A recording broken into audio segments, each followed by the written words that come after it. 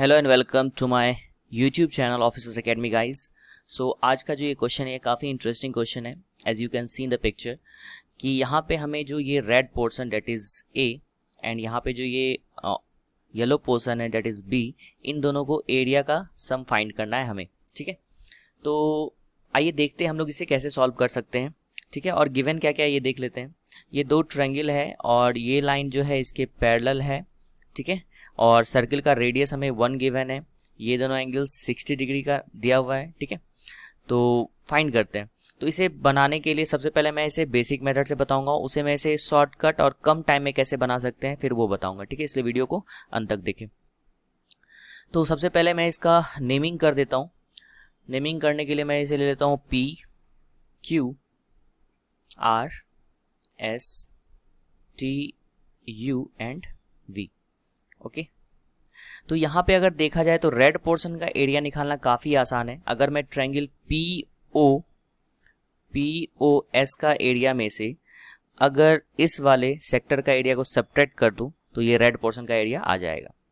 लेकिन यहाँ पे डिफ़िकल्ट ये है कि येलो वाले पार्ट का एरिया मैं कैसे निकालूंगा, क्योंकि इस ट्रायंगल के एरिया में से मुझे इस वाले पार्ट का एरिया को सब्ट्रैक्ट करना पड़ेगा। और ये जो पार्ट है ना ही ट्रायंगल है ना ही क्वाड्रिलेटरल है। ये फिगर किस तरह का है मैं यहाँ थोड़ा बनाता हूँ। ये फिगर लाइक इस तरह का है, आप देखो ध्यान से। ठीक है, ये फिगर लाइक इस तरह का एक फिगर है। तो ये क्वाड्रिलेटरल भी नहीं है, ये वाला पार्ट जो है कर्व्ड है। अगर ये इस तरह से डायरेक्ट रहता तो ये क्वाड्रिलेटरल बन जाता, ये एक मतलब ट्रेपेजियम हो जाता। ठीक है, बट ऐसा ट्रेपेजियम नहीं, क्वाड्रिलेटरल हो जाता। तो इसका एरिया निकालना आसान है, बट इसका एरिया निकालना थोड़ा डिफिकल्ट है। तो वही हम लोग यहाँ पे सीखेंगे। तो बढ़ते हैं आगे। किसी भी एक्सटर्नल पॉइंट से अगर सर्किल पे एक टेंजेंट ड्रॉ किया जाता है तो टेंजेंट एंड रेडियस के बीच का जो एंगल होता है वो क्या होता है 90 डिग्री। ओके, तो ये भी एंगल क्या होगा 90 डिग्री, क्योंकि ये लाइन और ये लाइन आपस में क्या है पैरेलल है। अब हम लोग जब बढ़ते हैं इन ट्रायंगल POS में, तो POS में अगर मैं tan थीटा लगाऊं दैट इज tan 60 डिग्री, तो tan 60 डिग्री हमारा क्या होता है परपेंडिकुलर अपॉन बेस, मतलब tan थीटा होता है परपेंडिकुलर अपॉन बेस। तो इस एंगल के लिए सामने वाला साइड क्या हो गया परपेंडिकुलर, दैट इज PS हमारा परपेंडिकुलर है और बेस हमारा क्या होगा PO। और tan 60 का वैल्यू क्या होता है √3। तो अगर मैं यहाँ से PS और PO का वैल्यू तो 1 गिवन है, तो हमारे पास यहाँ पे PS क्या मिला हमें √3 मिला। ठीक है, तो ये PS का वैल्यू हो गया हमारे पास √3।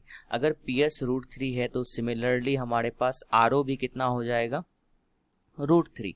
ठीक है, अब हम लोग फाइंड करेंगे area of red portion. Area of red portion तो वो कैसे फाइंड होगा, तो area of triangle POS minus area of triangle area of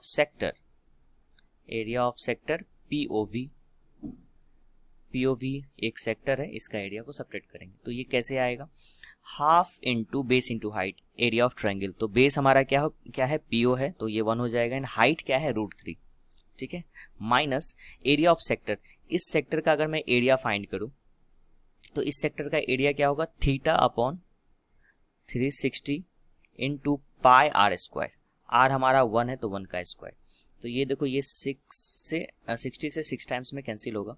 तो एरिया ऑफ रेड पोर्शन हमारे पास क्या आ गया, वो आ गया √3/2 माइनस π/6। इसको हम लोग इक्वेशन फर्स्ट मान के चलते हैं। थोड़ा मैं कलर चेंज करता हूँ अपने पेन का। ठीक है, अब हम लोग बढ़ेंगे आगे इसके तरफ। तो सबसे पहले इस ट्रायंगल का PROQ का तो मैं एरिया फाइंड कर लूंगा आराम से, क्योंकि RO हमें √3 मालूम है। सबसे इंपॉर्टेंट ये है कि इसका एरिया कैसे फाइंड करूं। तो इसका एरिया फाइंड करने के लिए हम लोग OT को ज्वाइन करेंगे। किसको ज्वाइन करेंगे OT को। अब देखो जैसे मैंने OT को ज्वाइन किया तो ये OT जो आया वो क्या है, वो भी एक रेडियस है सर्किल का। ठीक है, और ये भी रेडियस है तो ये भी कितना होगा 1 होगा। और अगर किसी आइसोसेलेस ट्रायंगल में हम लोग जानते हैं कि इक्वल साइड के सामने का एंगल भी क्या होता है इक्वल होता है। अगर ये 60 है तो ये भी हमारा कितना हो जाएगा 60 डिग्री। और किसी भी ट्रायंगल का दो एंगल अगर 60 होता है तो तीसरा भी एंगल क्या हो जाएगा 60। अगर ये 60 है तो ये कितना हो जाएगा 30। तो अब हम लोग देख सकते हैं ये जो हमारा वाइट वाला पार्ट है दैट इज OQTU, ये दो पार्ट में डिवाइड हो गया है। एक हो गया इक्विलेटरल ट्रायंगल OQT एंड दूसरा एक सेक्टर हो गया जिसका सेंट्रल एंगल कितना हो गया 30 डिग्री। ठीक है, OTU। ठीक है, तो इसका एरिया हम लोग कैसे फाइंड करेंगे, एरिया ऑफ सबसे पहले हम लोग अलग से निकाल लेते हैं वाइट पोर्शन। ठीक है, वाइट पोर्शन, या फिर इसका नाम हम लोग लिख सकते हैं OQTU, इसका एरिया। अच्छा, इस इक्विलेटरल ट्रायंगल का एरिया क्या होगा, √3/4 इंटू साइड स्क्वायर, साइड क्या है 1, तो 1 का स्क्वायर, प्लस अब इस सेक्टर का एरिया कैसे निकलेगा, OTU का, तो θ/360 that is 30/360 into πr² that is 1 का स्क्वायर। तो ये हमारे पास क्या आ गया, √3/4 प्लस π/12, राइट। तो ये हमारा वाइट वाला पोर्शन का है। अब येलो पार्ट का एरिया कैसे निकलेगा, एरिया ऑफ येलो पार्ट, तो वो कैसे मिलेगा हमें देखते हैं। तो एरिया ऑफ ट्रायंगल OQR, क्या करेंगे हम लोग, एरिया ऑफ ट्रायंगल OQR में से सब्ट्रैक्ट कर देंगे एरिया ऑफ OQTU का, मतलब इस पूरे ट्रायंगल में से इस वाले वाइट वाले पार्ट का क्या करेंगे, एरिया को सब्ट्रैक्ट कर देंगे। तो एरिया ऑफ ट्रायंगल OQR क्या आ जाएगा, half into base into height minus area of OQTU कितना है, इतना है, तो इसको अगर सब्ट्रैक्ट करूंगा मैं तो ये आ जाएगा -√3/4 और -π/12, ठीक है। तो अब हमारे पास area of red portion that is ये है और एरिया ऑफ येलो पार्ट ये है, इन दोनों को अगर हम लोग ऐड करते हैं तो हमारे पास क्या आ जाएगा, area of A and B, इसे हम लोग A बोले थे, इसे B बोले थे, ठीक है। तो A प्लस B का एरिया चाहिए हमें, राइट। तो ये क्या आ गया, देखो एरिया ऑफ A कितना है, A हमारा √3/2 माइनस π/6, √3/2 माइनस π/6, बने रहिएगा अभी हमारे साथ, क्योंकि हम लोग अभी बेसिक मेथड भी पढ़ने वाले हैं, सॉरी शॉर्टकट मेथड भी पढ़ने वाले हैं, ओके।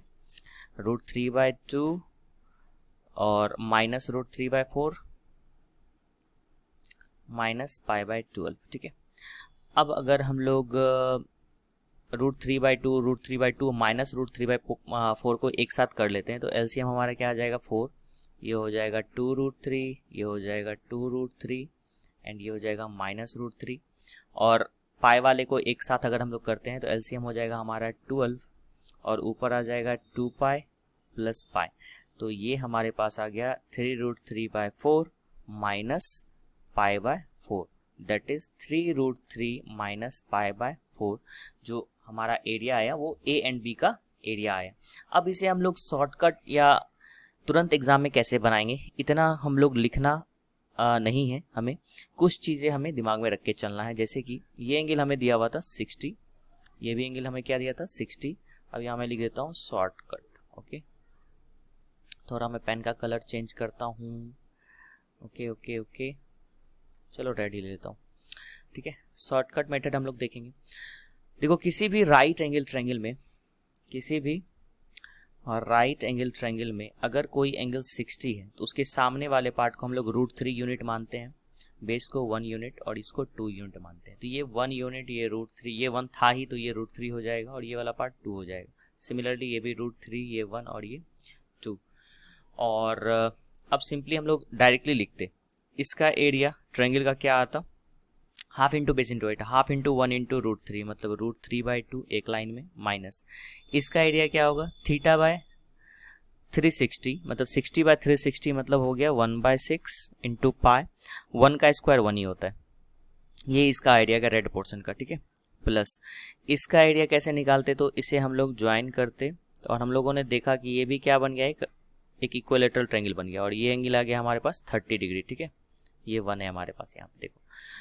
तो इसका एरिया हम लोग कैसे निकालते हैं, ट्रायंगल का एरिया √3/2 माइनस इसका एरिया, इस इक्विलेटरल ट्रायंगल का एरिया √3/4 प्लस इसका एरिया θ/360 मतलब π/, ये 12 आ जाता है, कितना था π/12, और इसको हम लोग सॉल्व कर लेते तो हमारे पास ये आंसर आ जाता है। तो इतना ज़्यादा हमें लिखने की कोई ज़रूरत नहीं है अगर किसी कॉम्पिटिटिव एग्जाम में ये क्वेश्चन आ रहा है तो।